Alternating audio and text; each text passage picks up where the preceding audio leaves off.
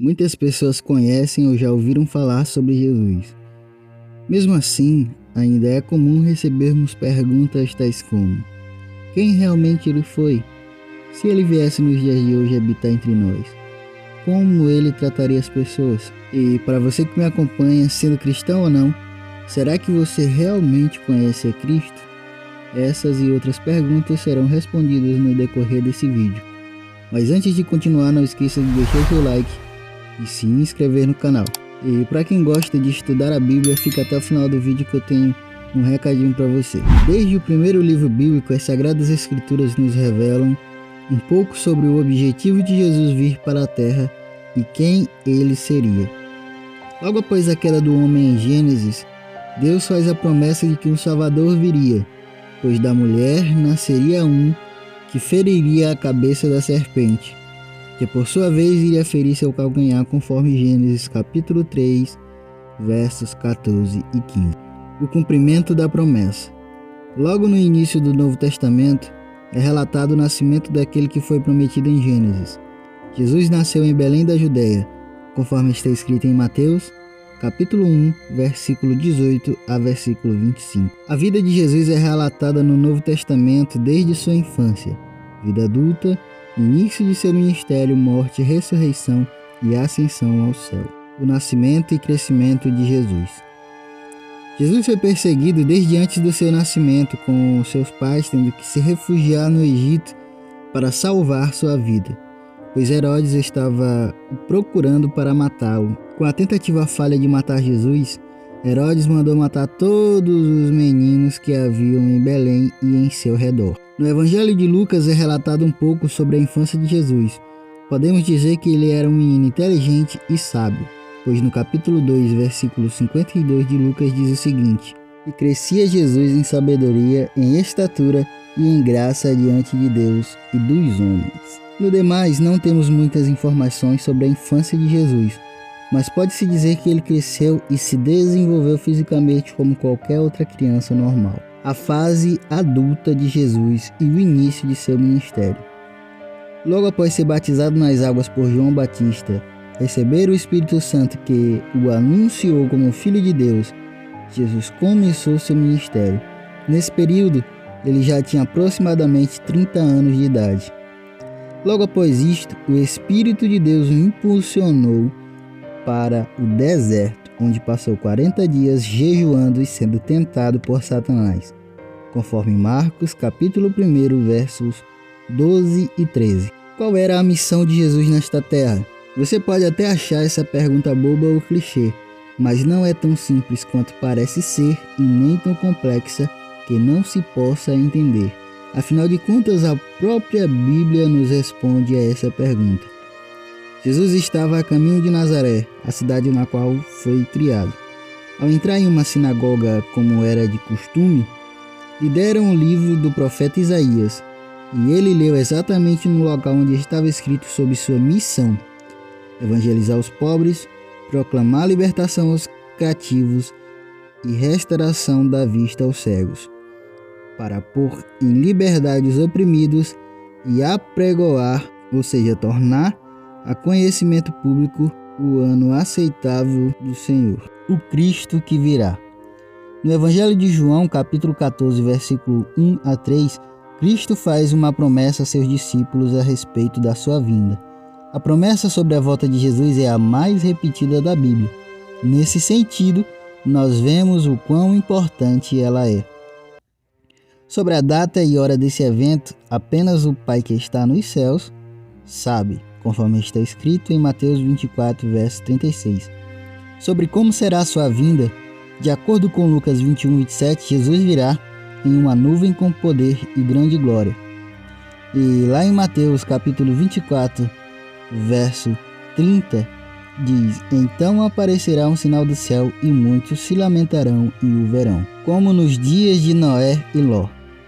Jesus é aguardado por muitos, mas também existem aqueles que acham que isso não passa de uma mera ilusão, pelo fato de que muitos anos já se passaram e até agora Jesus não voltou. A Bíblia nos mostra 2 exemplos em que a humanidade foi castigada por Deus por não seguir seus mandamentos e por estarem despercebidos. Um dos exemplos é relatado no tempo de Noé. Ninguém acreditava que viria um dilúvio. As pessoas casavam-se e davam-se em casamento.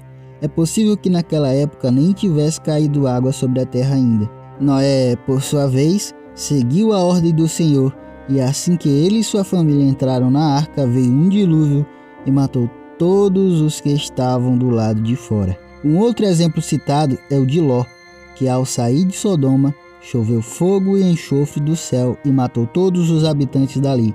Naquele tempo as pessoas também comiam, bebiam, casavam-se e davam-se em casamento. Não que fazer tudo isso seja algo ruim, mas o ponto aqui é que as pessoas viverão normalmente dando tanta atenção para suas coisas materiais que esquecerão de se cuidar espiritualmente. Assim como foi nos exemplos citados, também será na vinda de Jesus. Muitos estarão despreparados por causa dos prazeres do mundo e suas incredulidades, porque o Deus deste século os cegou no entendimento para que não os resplandeça a luz do Evangelho da glória de Cristo, o qual é a imagem e semelhança de Deus.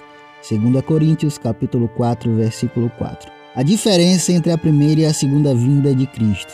A primeira vinda de Jesus foi como um homem, também como Deus. Sem qualquer dúvida, podemos dizer que a vida dele aqui na terra foi um modelo de vida para todos nós. Afinal de contas, ele ensinou o Evangelho do Reino de Deus, fez muitos milagres, além de nos ensinar sobre humildade, paciência e amor. Jesus foi um exemplo também para as crianças e jovens. Ele sempre respeitou, amou e obedeceu a seus pais. Ele era bondoso com todos, aborrecia o pecado e não ouvia as tentações, além de várias outras qualidades que ele tinha. A segunda vinda. Quando Cristo vier novamente, não é para ensinar, curar ou realizar milagres como fez em sua primeira vinda, mas sim buscar um povo específico para si mesmo, conforme João 14, verso 3, e trazer juízo a todos os que comeram impiedade e julgar segundo suas obras. Na primeira vinda, Cristo não fez acepção de pessoas, mas quando vier outra vez, fará separação de pessoas, conforme Mateus 25, versos 31 e 32. Em Apocalipse 20, verso 5, diz o seguinte: os restantes dos mortos não reviveram até que se completassem os 1000 anos. Esta é a primeira ressurreição. Versículo 6 diz: bem-aventurado e santo é aquele que tem parte da primeira ressurreição. Sobre esses a segunda morte não tem autoridade. Pelo contrário, serão sacerdotes de Deus e de Cristo e reinarão com ele os 1000 anos. Duas ressurreições. O milênio começa com a ressurreição dos justos e termina com a ressurreição dos ímpios. Os que ressuscitam no começo desse período são levados para a vida eterna. Os que ressuscitam no fim vivem por pouco tempo antes de morrerem para sempre. O fato de que os que participarem da primeira ressurreição reinarão com Cristo por 1000 anos indica que esta ressurreição ocorre no começo do milênio. Em 1 Tessalonicenses capítulo 4, versículos 16 e 17 diz o seguinte: portanto o Senhor mesmo, dada a sua palavra de ordem, ouvida a voz do arcanjo e ressoada a trombeta de Deus, descerá dos céus e os mortos em Cristo ressuscitarão primeiro. Depois nós, os vivos, os que ficarmos, seremos arrebatados juntamente com eles, entre nuvens, para o encontro do Senhor nos ares, e assim estaremos para sempre com o Senhor. Quando Cristo voltar, haverá duas categorias de pessoas, cada uma subdividida em duas outras: os justos, vivos e mortos, os ímpios, vivos e mortos. Os justos mortos serão ressuscitados e os justos vivos serão transladados. Juntas, essas duas categorias serão levadas para o céu para viver e reinar com Cristo por 1000 anos. Por outro lado, os ímpios mortos serão deixados em suas sepulturas e os ímpios vivos serão mortos. Juntas, essas duas categorias permanecerão aprisionadas pela morte até que termine o milênio. Olhando para a vida de Jesus Cristo, nós podemos nos questionar se a vida que levamos está correta. E o exemplo como cristãos que mostramos é exatamente o exemplo de Cristo.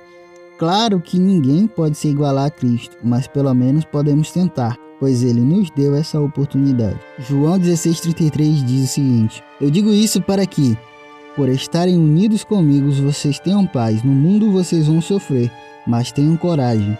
Eu venci o mundo. Para você que ficou até o final, que gosta de ler e interpretar a Bíblia, estudar, fazer seus esboços ou até mesmo apenas aprender mais sobre o texto, vou estar deixando aqui nos comentários um link para um treinamento que te ensina a interpretar sua Bíblia de capa a capa, ou seja, de Gênesis a Apocalipse. E tudo isso por apenas um pouquinho mais de R$20. Então, se você tem interesse, é só ir lá nos comentários, clicar e fazer sua inscrição. No demais, pessoal, muito obrigado por ter acompanhado esse vídeo até aqui. Deus te abençoe. Não esqueça de se inscrever no canal e compartilhar esse vídeo com o número máximo de pessoas possíveis. Valeu!